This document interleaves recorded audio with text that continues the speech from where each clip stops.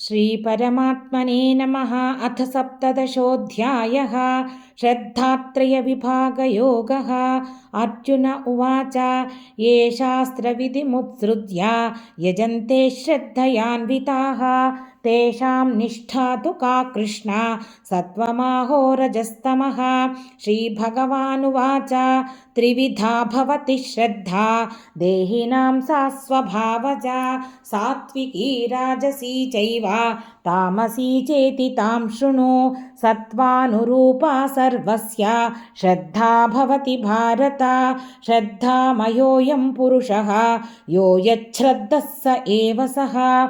यजन्ते सात्विका देवान् यक्षरक्षांसि राजसाः प्रेतान् भूतगणांश्चान्ये यजन्ते तामसा जनाः।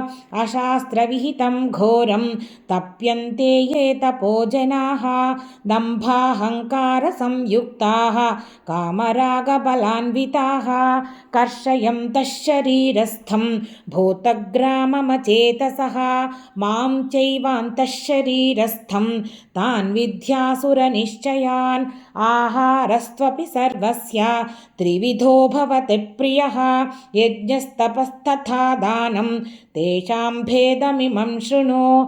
आयुः सत्त्वबलारोग्यसुखप्रीतिविवर्धनाः रस्याः स्निग्धाः स्थिरा हृद्याः आहाराः सात्विकप्रियाः कट्वं ललवणात्युष्णतीक्ष्णरूक्षविदाहिनः आहारा राजसस्येष्टाः दुःखशोकामयप्रदाः।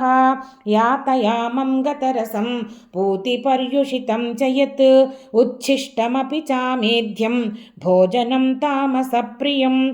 अफलाकाङ्क्षिभिर्यज्ञः विधिदृष्टो य युज्यते यष्टव्यमेवेति मनः समाधाय स सात्विकः। अभिसन्धाय तु फलं दम्भार्थमपि चैव यत् युज्यते भरतश्रेष्ठा तं यज्ञं विद्धि राजसं। विधिहीनमसृष्टान्नं मन्त्रहीनमदक्षिणं श्रद्धाविरहितं यज्ञं तामसं परिचक्षते। देवद्विजगुरुप्राज्ञपूजनं शौचमार्जवं ब्रह्मचर्यमहिंसा च शारीरं तप उच्यते। अनुद्वेगकरं वाक्यं सत्यं प्रियहितं च यत् स्वाध्यायाभ्यसनं चैव वाङ्मयं तप उच्यते। मनःप्रसादः सौम्यत्वं मौनमात्मविनिग्रहः भावसंशुद्धिरित्येतत् तपोमानसमुच्यते। श्रद्धया परया तप्तं तपस्तत्त्रिविधं नरैः अफलाकाङ्क्षिभिर्युक्तैः सात्विकं परिचक्षते। सत्कारमानपूजार्थं तपोदम्भेन चैव यत् क्रियते तदिह प्रोक्तं राजसं चलमध्रुवं। मूढग्राहेणात्मनो यत् पीडया क्रियते तपः परस्योत्सादनार्थं वा तत्तामसमुदाहृतं।